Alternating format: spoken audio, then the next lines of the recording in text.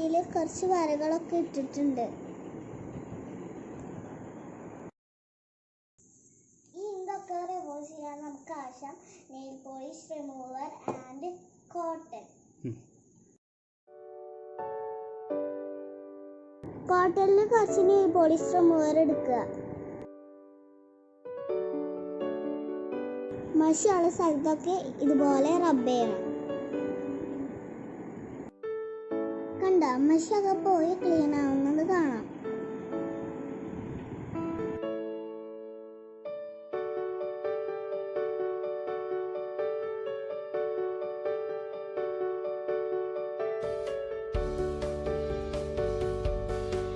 ഇതുപോലെ നമ്മുടെ പഴയ ഡോളുകളൊക്കെ വൃത്തിയാക്കി എടുക്കാം.